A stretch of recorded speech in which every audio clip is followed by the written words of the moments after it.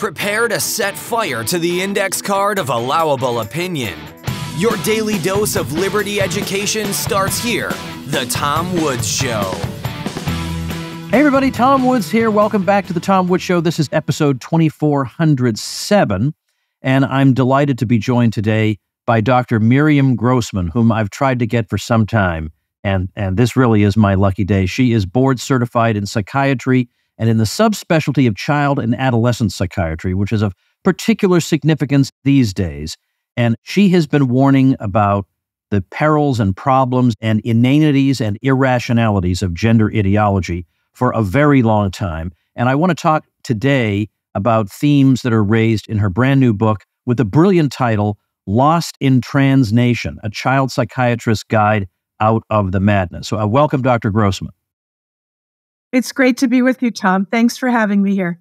Well, let's start with this. I'm a U.S. historian. I have a PhD in history from Columbia, a very establishment institution. But I feel completely on the outs when it comes to like the American Historical Association. It would never even occur to me to attend one of their conferences. It's just a disaster. But yet there is, and I don't care. I don't let these people all be crazy and have their crazy panels about nonsense.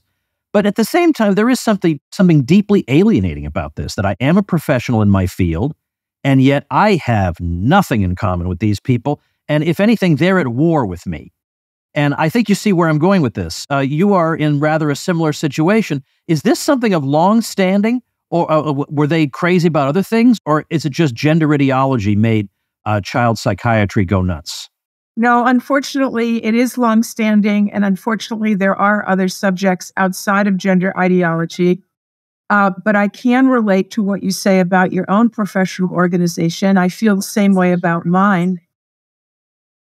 I first realized that my profession had been captured or hijacked, or whatever word you want to use, by radical ideologues many years ago. When I studied sex education, I was a psychiatrist for students at UCLA. And I noticed that a huge proportion of them had sexually transmitted infections, one abortion or many abortions, so many sexual partners that they couldn't even give me a number. They could only estimate for me how many sexual partners they had had. And I decided to go and investigate, what are these kids being told about sexual health? What does sex education consist of? And I was really quite shocked to discover that sex education was founded by disciples of Alfred Kinsey, who was certainly one of the most prominent sexual deviants of the last century. And that sex education, in a nutshell, is about sexual freedom, sexual experimentation, rejection of Judeo-Christian values. It is not about health whatsoever. And so that was a rude awakening. And as a result of that research, I wrote a book called You're Teaching My Child What? And that just came out in paperback, actually, 2 weeks ago.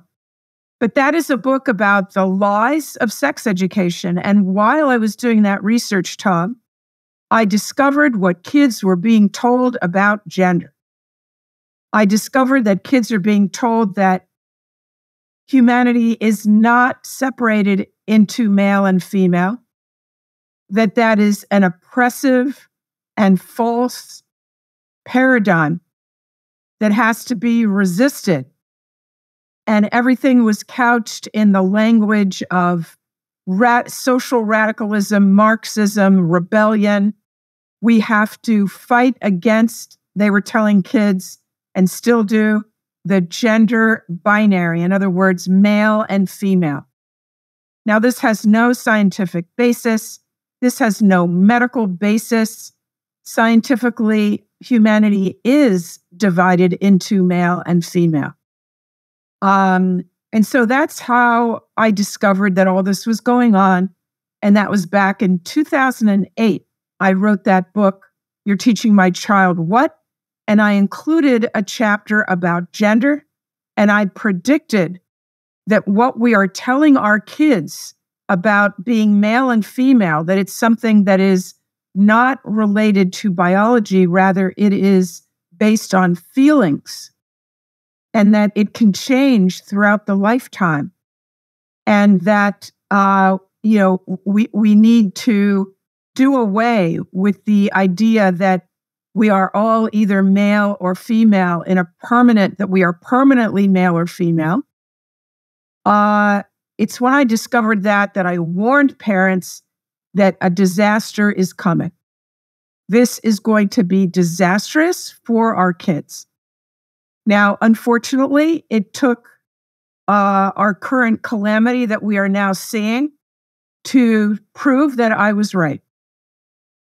It is a catastrophe to tell kids, to tell little children, preschoolers, that adults make mistakes, that male and female, boy and girl is randomly assigned, quote unquote, by a doctor or nurse in the delivery room, that sometimes the grown-ups are wrong, that only they know if they feel like they are male or female.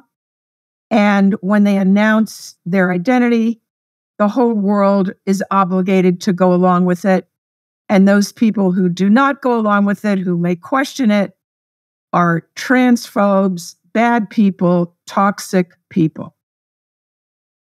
I've said from the start that what's being demanded of us in the name of this ideology is the total transformation of society. And you would think if we were dealing with people of goodwill, they would say something like this: I realize that we're asking an enormous amount of you. We're asking a tremendous amount. We're asking you to modify language, legal norms that go back thousands of years.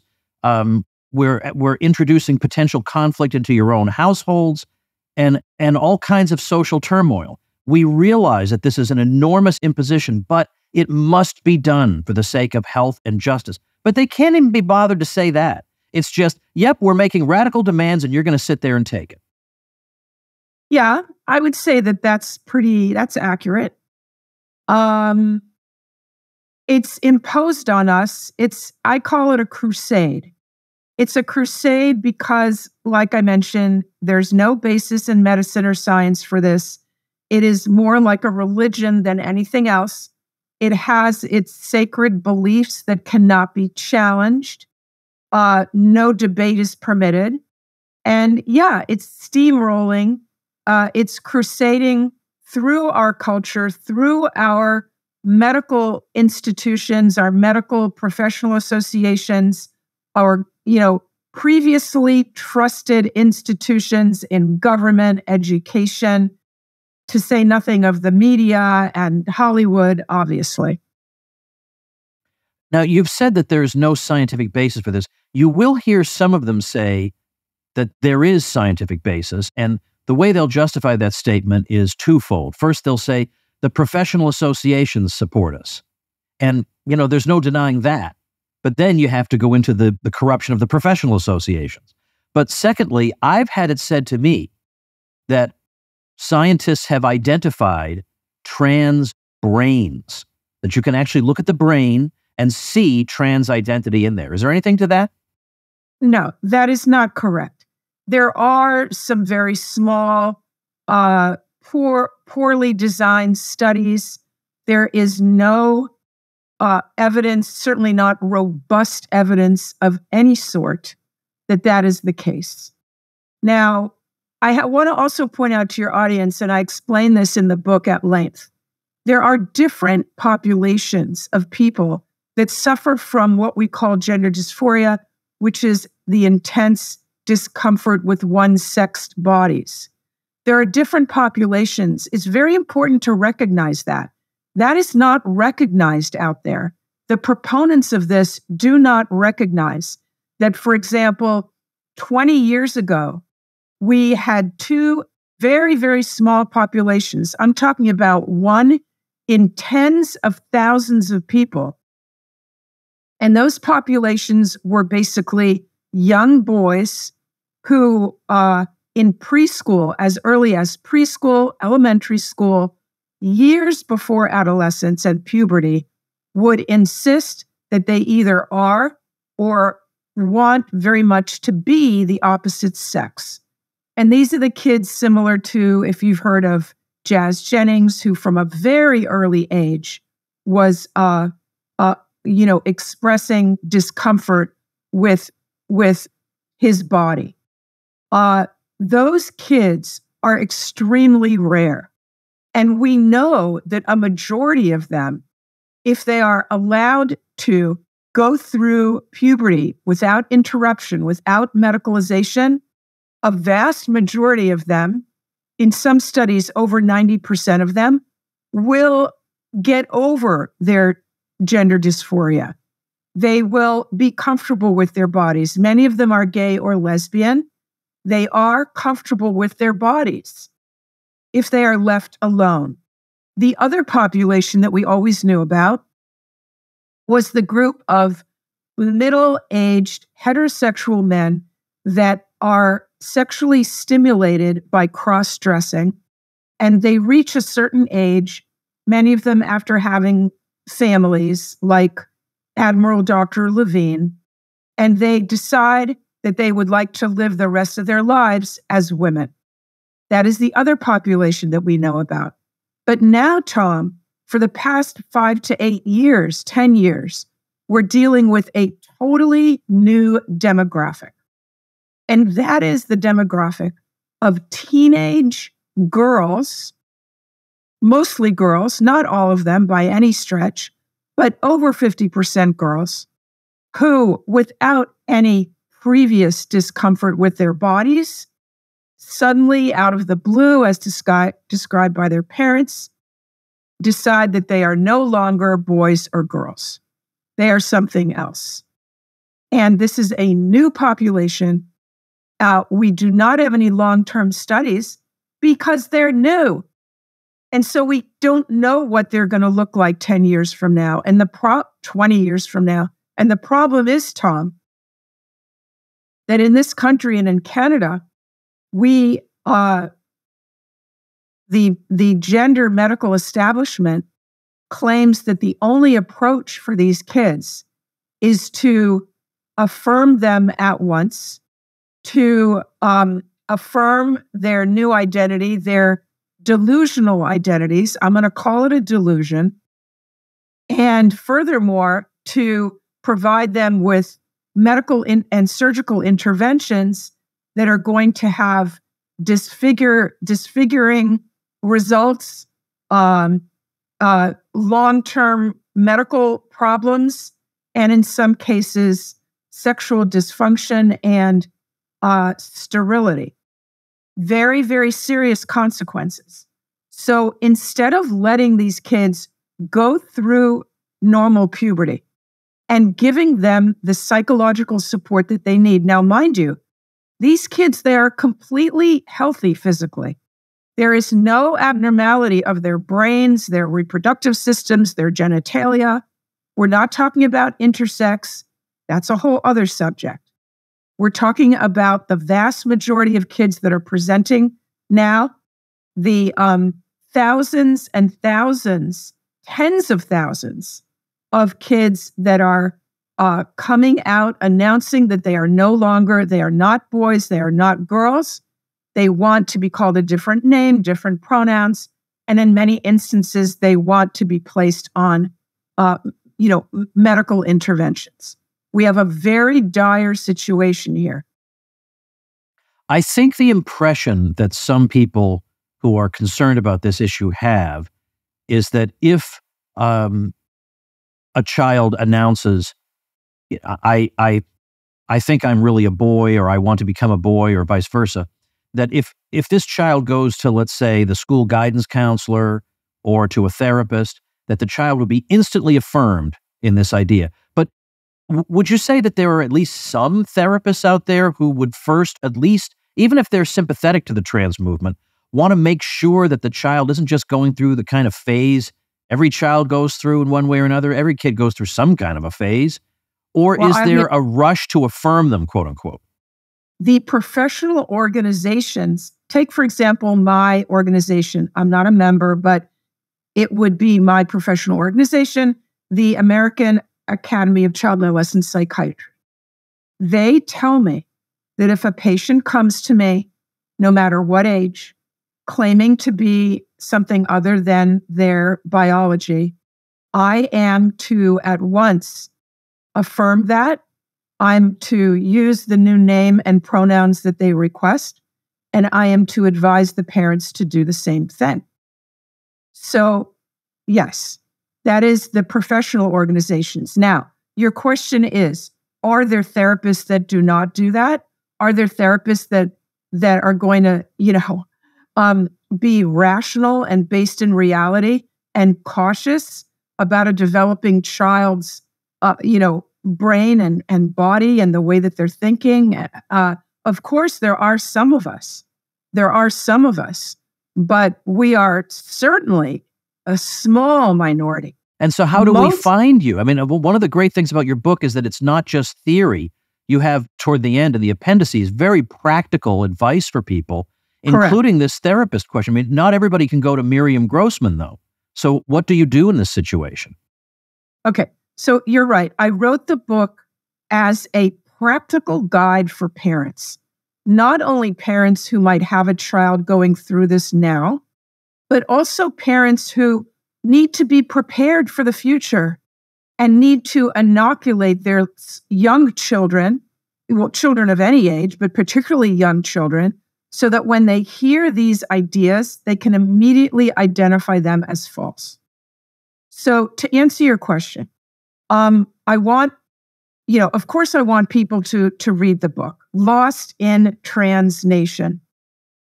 I put my heart and soul into it because I've just seen too much suffering around this issue. But regardless of whether you buy it or not, you can go to my website, miriamgrossmanmd.com, and you can go to the resource tab. And I have a huge amount of information there, including tips on finding a therapist. So there certainly are organizations now, a few organizations that provide lists of therapists that are not affirming. They're called gender exploratory or gender critical. They are therapists that have the wisdom and the courage to say, okay, wait a minute. These are children. They are not adults. Children do not have the capacity to fully understand these issues. We have to look into whether the child has comorbid conditions, which most of them do, meaning are they on the autism spectrum? Are they anxious? Are they depressed? Do they have family issues? Have they gone through trauma? The new identity is often a solution to their emotional problems. Well, actually, I shouldn't put it that way. They think it's going to be a solution. They're told by guidance counselors and by teachers and by, groomers on the internet.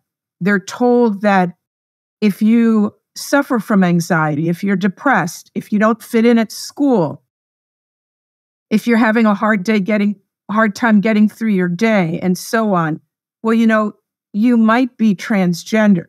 You may have been born in the wrong body. Another idea with no medical basis. The kids are advised, why don't you try it out? Try and see what it feels like to go by a boy, to use a boy's name and pronouns.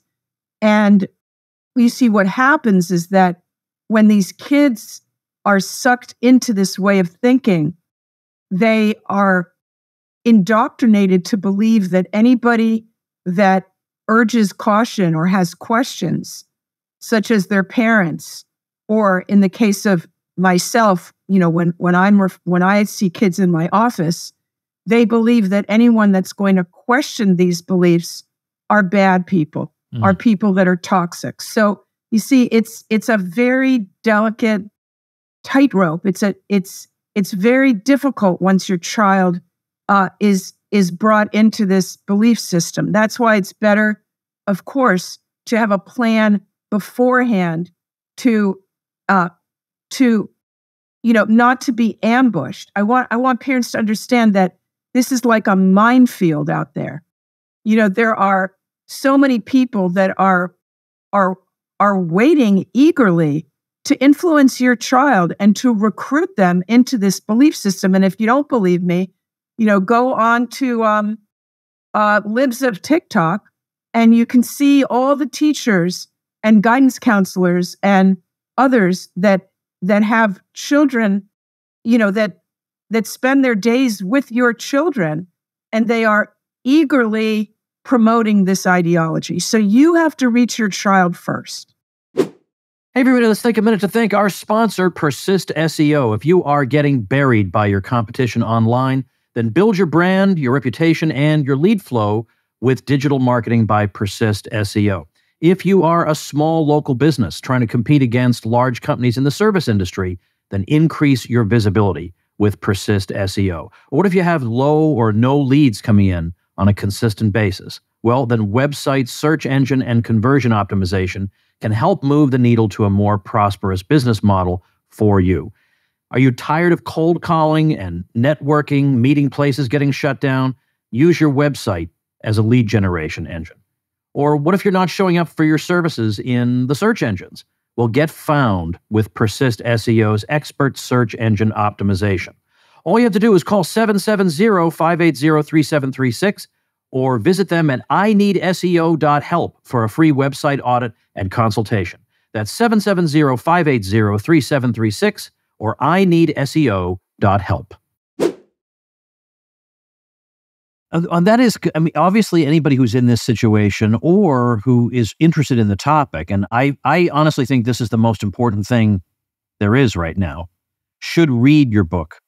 But in an abbreviated fashion, let's try to think about what a parent who is suddenly faced with a child presenting with this issue, what should the first steps be? How should the parent respond? It might be tempting to be over the top hysterical or something, and or to repeat talking points from Fox News or something. What should they do? Okay. Great question. And I'm asked this very often. That's why I put in the book a sample conversation, the first conversation that you have if your child comes out with this new identity. Or even if your child doesn't come out with the identity, there's so much good information there about how to talk to your child about this topic. But yeah, let's say suddenly out of the blue, you never expected it, your son or your daughter comes to you and announces a new identity. I would say, first and foremost, instead of reacting by freaking out, you react with curiosity. Try to stay calm. Try to just get more information from your child. What do you mean by that? Could you please explain what you mean? I really want to find out more about this. I can see that it's super important to you. Whatever is important to you is important to me. I am going to become an expert in this field. I'm not an expert right now. I'm just hearing about it for the first time. Well, I've heard about it, of course, elsewhere, but I'm just hearing about it now from you for the first time. I'm going to do my homework, and we're going to be talking a lot about this. For the time being, I want to help you. I understand that you might be upset or you might be anxious. I want to be there for you. However, I will not at this time agree to a new name or pronouns. I will not be taking you to a clinic. I have to do a lot more research. So it's best in the beginning, you're not going to be saying no over my dead body. You're going to be saying, wow, this is a big topic. I'm so glad that you came to me. I love you. I want to help you. I see and understand that you're emotional about this. You do not, parents, you see, emotions are never wrong. So you can affirm your child's emotions, and you can say, I see that you're upset, and I see that you feel strongly about that. What you don't want to affirm is the ideas. They're two separate things. Ideas can be right or wrong, can be based in reality or not. Feelings, feelings are legitimate. So you certainly don't want to say to your child, "Oh, this is stupid," or doesn't make any sense to me. The way that you're feeling doesn't make any sense, and just you need to forget about it. We're not talking about this in this house. That's not at all what you want. You want to be a person that your child is going to turn to. They want your approval. Trust me. Adolescents, young adults, and even adults, we want our parents' approval. But adolescents and children, very, very much so. You might never guess that that's the case from the way that they behave and treat you. But trust me, they want your approval very, very much. And they're anxious about this conversation. They've probably been planning it for some time. They may have, talked to their friends or to their online contacts about this first conversation. They may have been given a script. Parents will say that when their child made the announcement, it didn't sound like them speaking. It sounded like something they read somewhere or they heard somewhere. So your child, as confident as they may seem and as convinced as they may seem about this issue, trust me, they are not confident. Internally, they still have questions and they still have doubts. And they need you to be next to them, not necessarily agreeing with the ideas, agreeing with the new identity, but next to them because they're going through a hard time.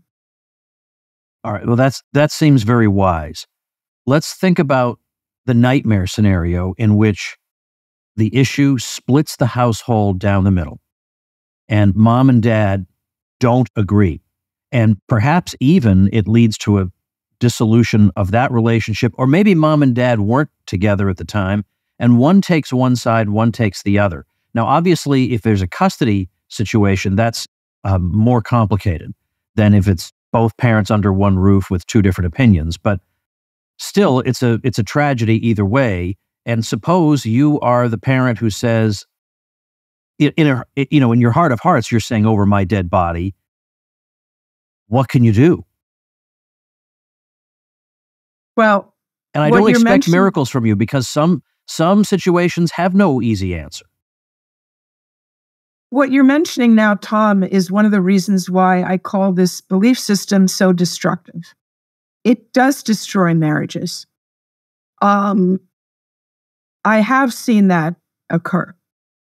It's usually the dads that won't go with it and the moms that are promoting it. Not always, but sometimes, but usually. And I have been involved in court cases involving not necessarily custody, but, when ex-spouses disagree about this issue and whether, what the approach should be with the child. So it's a very delicate tightrope because the parent, the parent who is living in reality and wants the child to stay in reality and to avoid medical harms is in such an impossible position.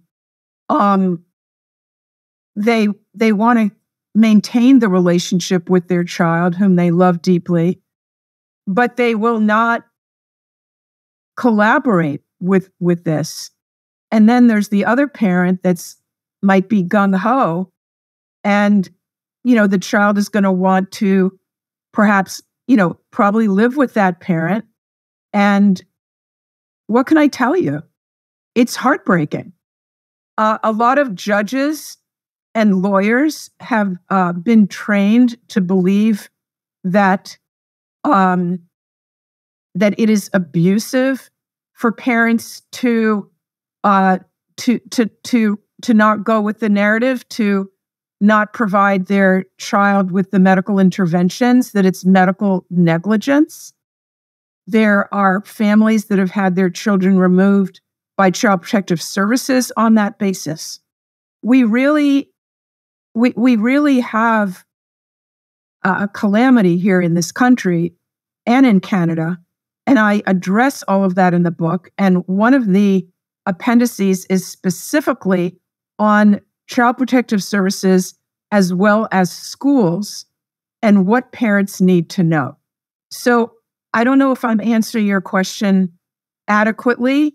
I feel that parents have to be true to themselves and they have to do what they know is the right thing and the healthy thing for their child. And I want parents to consider that if you do go along with affirming, quote unquote, the new identity of your child, and you go along with signing on the dotted line for them to receive puberty blockers, cross-sex hormones, and maybe surgeries, you have to consider that in 5 or 10 years, your child might return to you and say, why? Why did you agree to this? I was a child. I had emotional issues. Why did you agree to this? And those people who've been traumatized by being so affirmed, I think will be some of the most important voices in terms of navigating us out of this, because they have a credibility that nobody else will have, having gone through it themselves. Now you're talking about the detransitioners, which are the young people who have gone through, again, we're not talking about those kids, from a very, the Jazz Jennings kids, although it could happen to them as well. We're not talking about the middle-aged men. We're talking about kids who have what's called rapid onset gender dysphoria, ROGD. You can learn all about it in my book on my website. And this is the new gender dysphoria that we only have recognized in the past 5 to 8 years. This is the social contagion that spreads among friend groups. Very important for parents to understand this. Wait, what did you just ask me? Well, I was simply saying that I'm trying to think of how society ever makes a U-turn. No, the detransitioners. Very, very important. And there's so many of them out there. And it's not difficult to find them, to read their Substacks, to hear what they have to say. You can also find them on the resource page that I have on my website. But what I want parents to understand is that these detransitioners, you would think that organizations like the American Academy of Pediatrics, the American Academy, the American Psychological Association, all of these captured professional organizations, you would think they would just be, giving these people the microphone. I mean, if you were a surgeon and you performed, I don't know, hip replacement surgery, and there was this whole population of individuals who were stepping up and saying, no, this didn't work for me. This caused me a lot of pain and anguish, and I regret going through it. I mean, if there was a significant amount of those individuals, would you not want to sit down and hear what they had to say? Would you not invite some of them perhaps to your annual meetings where thousands and thousands of doctors gather to talk about these issues? Well, of course, that's what medicine is supposed to be about. We want to learn from our patients if we're doing something wrong, if we have some sort of a new procedure or a new medication, and we think that it's the answer to our patients' issues. And then it turns out that there's a large population that are coming back and they regret taking the medication or having the surgery. But I can tell you that the professional organizations are not giving voice to these kids. I call them kids. I mean, they're young adults. They're in their 20s, most of them. And instead, what they're doing, Tom, and this is so outrageous. They are saying things like, well, to be transgender is to be on a path that has twists and turns. It's not linear. And those people that regret their transitions and they return to living consistent with their biology, it's just another twist and turn. You mentioned your book from roughly 15 years ago. And 15 years ago, you must have sounded a little bit off your rocker to be warning about this problem, because hardly anybody was outside of certain university departments was even familiar with these ideas. And yet, in that short amount of time, we've gone from essentially nobody even knowing about it and everybody taking for granted things that have now been thrown into question. We've gone from that in just a short 15 years to a situation where it's not inconceivable you could have a child taken from you because you haven't instantly adopted these new revolutionary ideas. I mean, you have to admit, the people pushing this, they are deadly serious. A lot of times people who are on my side of things philosophically, we're great at writing articles and giving speeches, but we're not serious like these people. This is a crusade, and they are single-minded in their determination to change our culture, change our society, change medicine, the practice of medicine, the practice of psychology. They have overall succeeded in those things. They've succeeded, I'm sad to say. But you see, this is not just coming from a few radicals in the gender studies department at universities. This is now incorporated into our large corporations are going along with this and supporting it. There's tremendous amount of money supporting it. The person you should have, I don't know if you've heard of Jennifer Bilek, Bilek. You should have her on, Tom. She is the person who has single-handedly studied the funding, the source of all the massive funding that's gone into all this. And I am not the expert in that. I am the expert in treating and helping the kids and the families and understanding what's happened in our professional organizations, understanding where what was ground zero, who was patient number one in terms of gender identity. And that goes all the way back to the 50s and 60s, John Money. I tell that story in great detail in the book. But if you want to talk about how, and you are correct that this has happened with astonishing speed, especially after marriage was redefined, meaning that marriage, the definition of marriage was changed in 2015 to include 2 men and 2 women. And it was after that organizations, powerful organizations like the Human Rights Campaign, completely switched their focus, their lobbying focus, away from marriage equality, quote unquote, to transgenderism. Well, I would like to ask you something that would involve removing your child psychiatrist hat, removing your professional involvement in this issue, and just ask you a question as another human being who, even outside of her professional work, no doubt gives a lot of thought to this issue. And the question is, yes, I'm sure, no doubt, there's money in it. There's money in all these sorts of things. But that's not the driving force for a lot of people. Now, they'll claim that the driving force, what motivates us, is we desperately want to help suffering kids. But if that were true, as you say, they would be equally interested in kids for whom this turned out to be very, very dramatically not the right thing. And yet they have no interest in that at all. So they've obviously made up their minds even before looking at the data. So what kind of revolutionary motivation, what is it they want to do to society? What do they dislike about society that they think introducing this gender warfare and gender theory will attack? I mean, maybe I'm loading the question. Well, they want to completely separate male and female from biology, from our body. We are tethered, we are anchored in our bodies, and they want to disrupt that anchor. Now, what does that mean? That again, I'm not an expert in this, but there's a belief system of transhumanism. So people who believe that we can transcend what we now know of as being human. And these are people such as Martine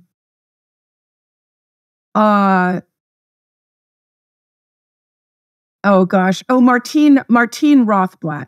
Martine Rothblatt, okay, a very prominent business person, tremendously successful, a transgender identifying individual, and he would like to see us, as having an existence separate from our bodies, so that we transcend death, we transcend, the physical limitations of our bodies. Now, this all sounds kind of weird, but you can Google this person and see that, for example, he has made a robot of his wife. Now, you can see on YouTube an interview where his actual wife sits down and talks to a robot that has been created to not only look like her, but all the information that might exist about his wife online and elsewhere has been downloaded into this robot, so that the robot can have conversations in which she, has the opinions and beliefs and sounds like this real person. So what they are doing is they believe that it's just a matter of time and advancing our technology further, and we will be able to, you could say, I guess, live forever. We won't be restrained by our physical bodies. Am I making sense? I've heard of this. I think also it could be, again, it's like with Marxism. I'm sure that some naive people who became Marxists thought that they were doing this because they were going to make the workers materially better off. And no doubt some people thought that. But I am quite sure that other people were not so naive. And what they liked about Marxism was that it destroyed things.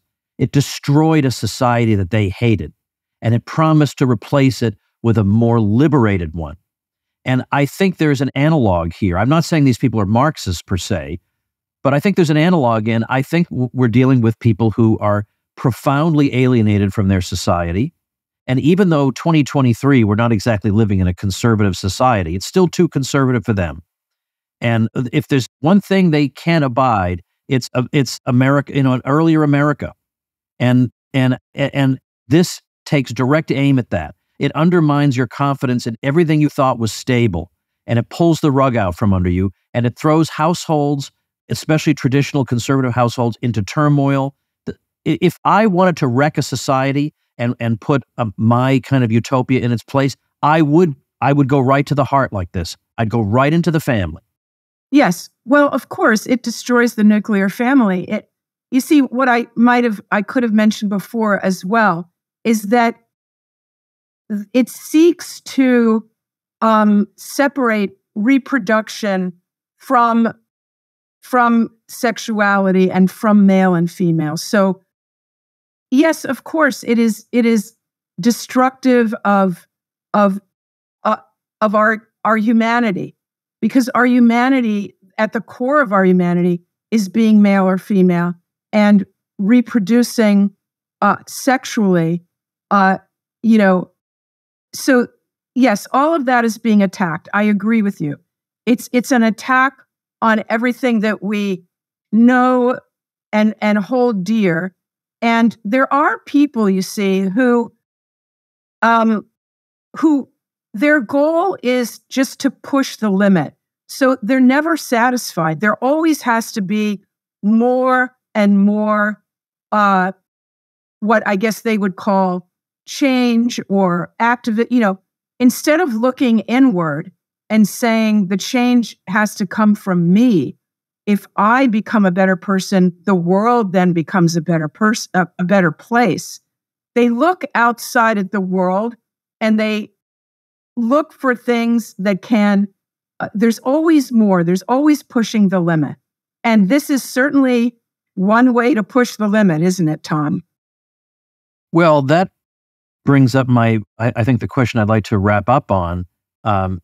You're somebody who's obviously very much at odds with this whole ideology, and you're on top of that quite outspoken about it. So, have you been maligned?